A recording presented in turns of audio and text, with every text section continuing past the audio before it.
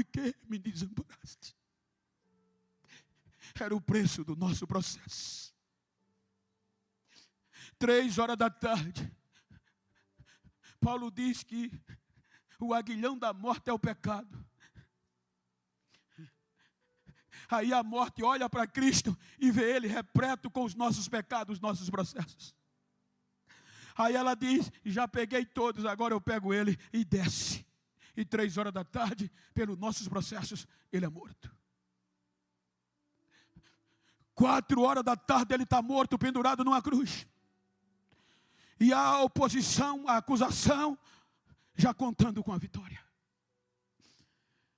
Na ciência tem algo chamado autólise. É uma matéria que nos ensina o poder da morte sobre o corpo humano. A autólise nos diz que a morte usa algumas partes para nos vencer. Por exemplo, se eu morrer aqui agora, nem todas as células do meu corpo morrem. Então, morri aqui agora, a morte vem com a decomposição.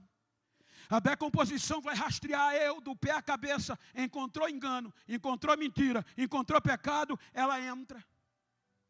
Ela tem até 12 horas depois de eu morto para esfriar o meu sangue, matar as últimas células e empaladecer a minha pele. Com 12 horas eu estou decomposto. Então já estou decomposto, 13 horas de morto, vem a putrefação. A putrefação entra no meu organismo e vai me apodrecer de dentro para fora. Ela tem até 24 horas para mim deturpar todinho e me apodrecer. Com 24 horas eu já vou feder e tenho que ser enterrado. Com 25 horas vem a colonização. Os insetos, os germes vão se apoderar do meu corpo sepultado e a morte vai me destruir completamente. Agora Jesus morre 3h. Vitória parecia garantida da morte, do pecado e do inferno. 5h é tirado da cruz e jogado no sepulcro. 3 horas depois de morto, a morte diz, eu vou descer e vou tirar onda. A morte entra no sepulcro e tem uma surpresa. O sangue não estava esfriando. A pele não estava ficando branca. Ela diz, vou esperar. A decomposição tem 12 horas para concluir. 12 horas é um dia no período judaico. No final do primeiro dia, ela desce do sepulcro. Quando ela desce, ela não acredita. O sangue estava aquecido. A pele estava rosada. Aí ela não aguenta. Ela chama a decomposição e grita, decomposição, já são 12 horas e nunca aconteceu isso. O que é que está acontecendo? O sangue dele está aquecido e ele não está pálido. A decomposição grita de longe, eu rastreei ele. 1 Pedro capítulo 2 versículo 20, eu rastreei ele. E o que é que ela grita? Eu olhei ele de pé à cabeça. Capítulo 22, versículo 22, por favor. Olha aí, aí ela grita, eu rastreei ele do pé à cabeça, mas não cometeu pecado nenhum. E na boca dele não foi achado engano nem mentira. Ele é santo, ele é puro, ele é limpo.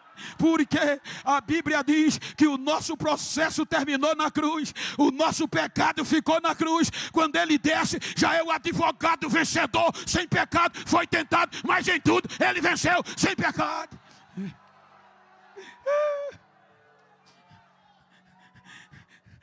Segundo dia, nada de podridão. Porque a putrefação só entra se a decomposição entrar. Manhã do terceiro dia, a morte volta, o corpo está aquecido e rosado. Aí ela chama o pecado. Pecado, desde a nossa entrada, ninguém venceu. O que é que está acontecendo, pecado? Aí o pecado grita de bem longe, Hebreus 4,15. Aí ele vai gritar e vai se render. O que é que ele grita? Veja, para que agora, ele diz em Hebreus 4,15, que nós não temos um sumo sacerdote que não possa se compadecer das nossas fraquezas, porém um que, como nós, em tudo foi tentado, mas sem pecado. Como como nós. O pecado tentou ele, mas ele não cedeu por amor a nós. Ele venceu. O pecado levanta a bandeira branca. O pecado e a morte levanta a bandeira branca que ele venceu.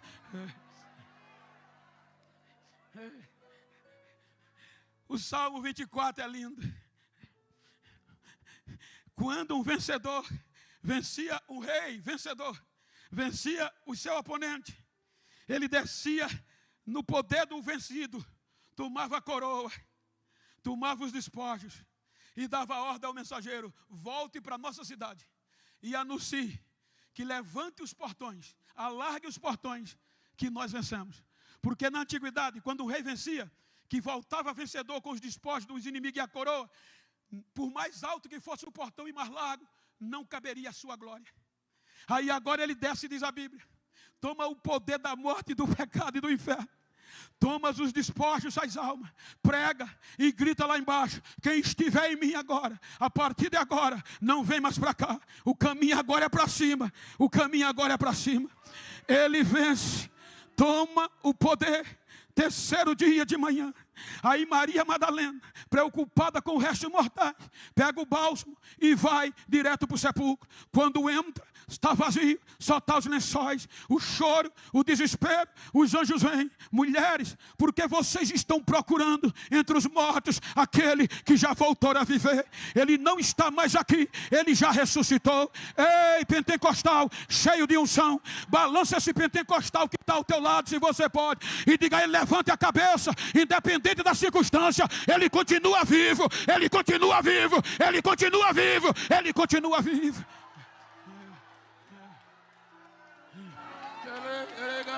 Yes.